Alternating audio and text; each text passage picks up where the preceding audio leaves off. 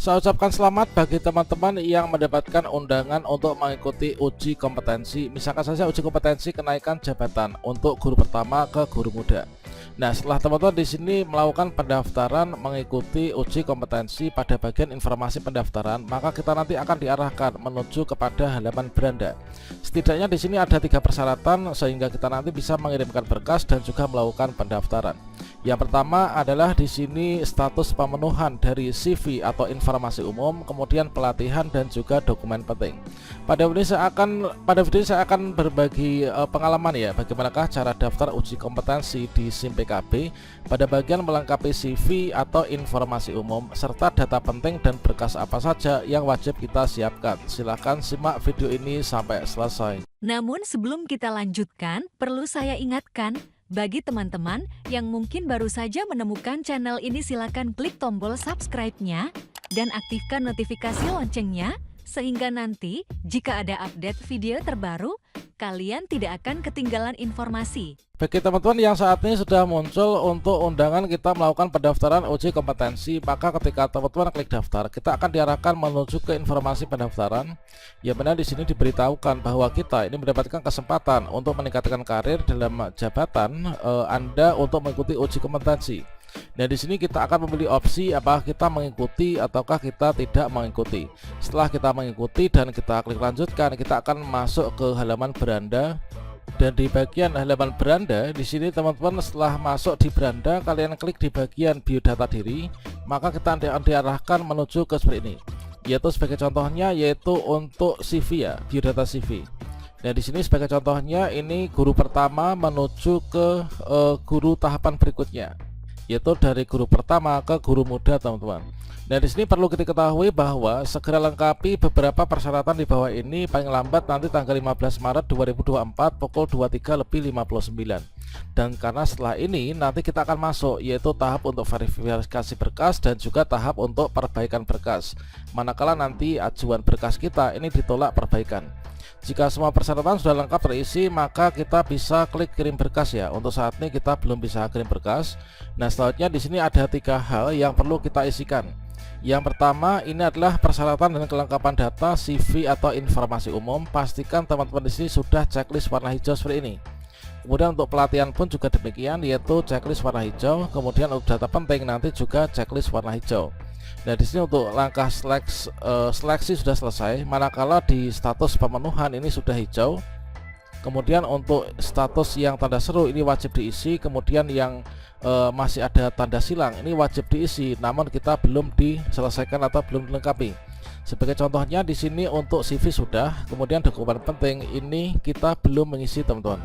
Bagaimanakah caranya untuk mengisikan CV atau informasi umum di sini supaya bisa checklist warna hijau seperti ini? Teman-teman silakan scroll ke bawah ya. Di sini ada CV informasi umum.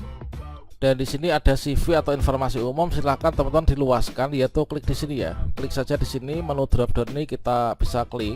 Pada bagian ini ada data-data yang teman-teman nanti harus dilengkapi. Ini untuk nama otomatis masuk ya, nama, nomor UKG, NIP dan seterusnya.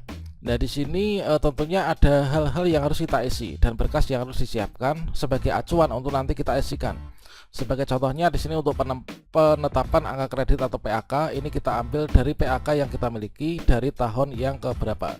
Nah, selanjutnya untuk teman-teman melengkapi pada bagian CV informasi umum supaya bisa checklist warna hijau seperti punya saya tadi, maka teman-teman silahkan klik saja di sini ada tombol ubah ya. Silahkan klik tombol ubah ini, maka teman-teman akan diarahkan menuju untuk bagian menu pengubahan. Dan di sini ada data-data yang bisa kita ubah, ada data yang tidak kita bisa ubah.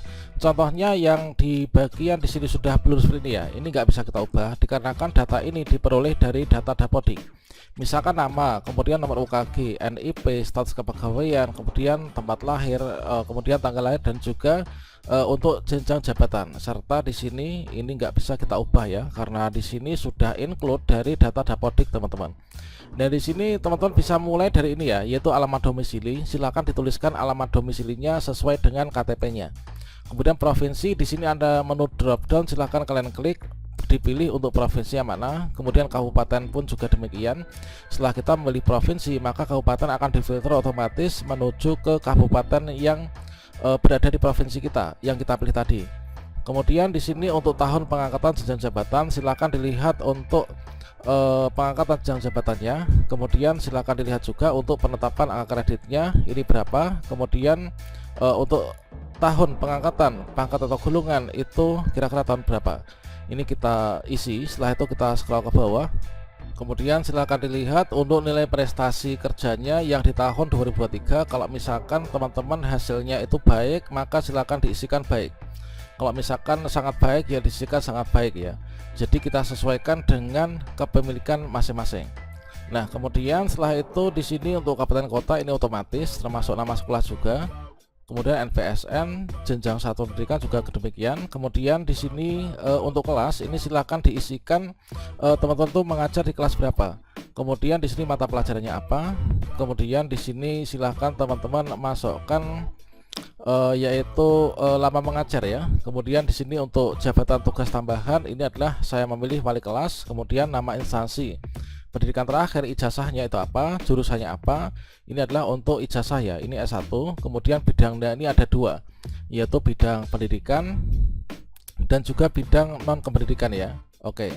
Nah di sini disesuaikan, yaitu ini adalah sesuai dengan yang dimiliki ya. Nah ini. Nah selanjutnya setelah itu kita scroll ke bawah ya untuk melengkapi. Dan kemudian di sini diisikan yaitu untuk kita itu lama mengajarnya berapa tahun. Kemudian untuk kita itu wali kelas kan tadi udah. Kemudian berikutnya di sini pendidikan PGSD. Kemudian di sini email alternatif. Nah di sini email alternatif untuk kontak ya. Ini adalah kita masukkan email yang belajar.id. Jadi di sinilah email belajar ID. Kemudian kalau misalkan kepala sekolah ini admin gitu ya. Kemudian kalau misalkan di sini email alternatif aktif untuk kontak ini adalah email personal. Nah kalau saya itu saya isikan email yang berakhiran Gmail. Setelah itu teman-teman masukkan nomor telepon atau nomor WhatsApp. Kemudian di sini nomor kontak darurat yang terhubung dengan WhatsApp. Ini bisa jadi yang depan adalah nomor WhatsApp kita, yang belakang ini bisa jadi nomor WhatsApp istri atau suaminya teman-teman. Nanti untuk dihubungi ketika ada hal-hal yang di sini darurat ya. Nah setelah selesai semuanya, dipastikan semua datanya benar, teman-teman silahkan klik saja di sini yaitu tombol simpan teman-teman. Oke, sudah berhasil tersimpan ya, data berhasil tersimpan seperti ini. Maka berikutnya kita sudah berhasil nih, sudah checklist. Ini adalah checklist warna hijau ya.